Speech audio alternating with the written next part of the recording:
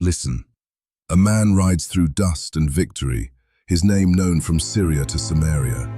They called me Naaman, commander of Aram's army, Aram's champion. When I rode, kingdoms trembled. When I raised my spear, battles bowed. But beneath the bronze armor and the cheers, my flesh rotted. Leprosy, slow, shameful, relentless. It mocked my medals. It ate through my pride.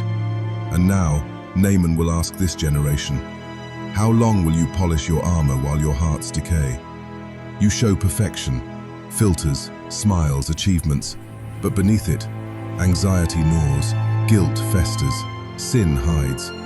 You shine online but crumble inside. When will you be real enough to say, I'm not okay? Because healing only comes when truth is confessed. I didn't hide my leprosy. I declared it, so I could be healed. And my healing didn't begin in a palace. It began with a whisper from a captive girl.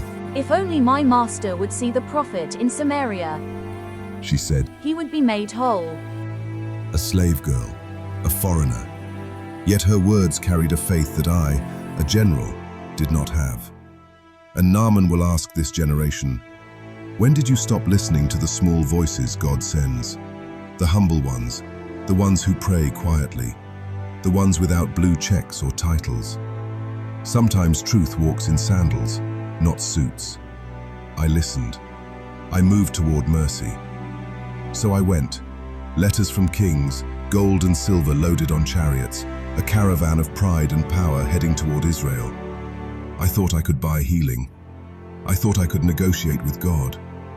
But Naaman will ask this generation, how many of you are still doing the same? Trying to barter with heaven. God, I'll serve if you bless. I'll give if you heal. I'll obey if you prove yourself first. Yet the King of Kings waits, not for your payment, but for your surrender. When I reached Israel, their king panicked.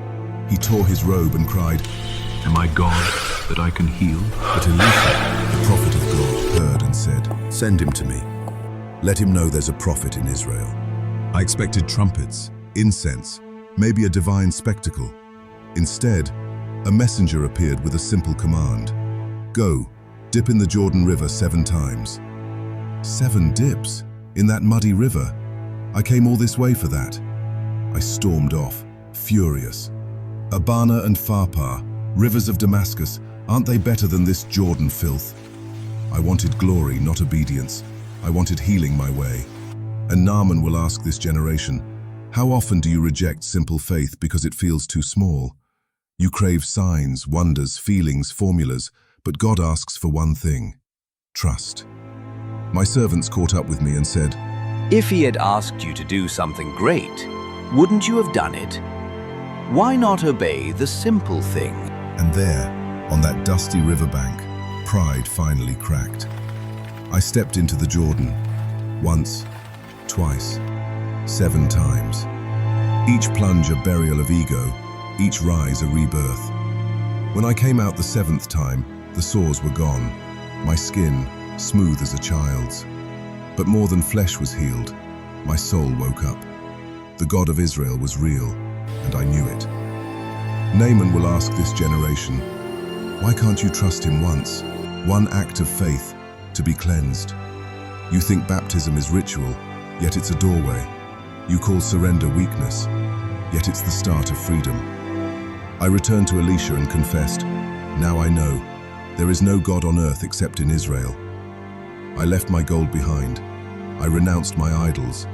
I asked for one thing, earth from Israel, so I could stand on holy ground wherever I went. Naaman will ask this generation, what will it take for you to confess your sin and bow before the cross?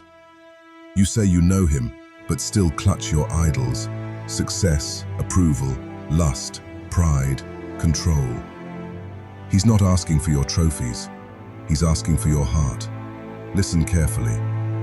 There were many lepers in Israel, but only I, a foreigner, was healed. And Jesus himself reminded your generation of this truth. Because God's mercy is not limited by nation or name. It flows where faith opens the door. He looks not for pedigree, but for purity. Not for heritage, but for humility. Naaman will ask this generation, "You have heard more than I did, prophets, apostles, preachers, and the very Son of God. Yet many of you still stall, still scroll, still search for something new, and the answer has always been Jesus. Lay down your pride. Stop bargaining with grace. Stop polishing your armor while your soul decays. Dip in the river of repentance. Obey the simple word, and you'll rise renewed. Because I, Naaman, once mighty but unclean, found mercy not through might, but through humility. And if God could heal me, a foreigner, a leper, a proud man, then he can heal you." Naaman will ask this generation, "Will you let go and be made whole?"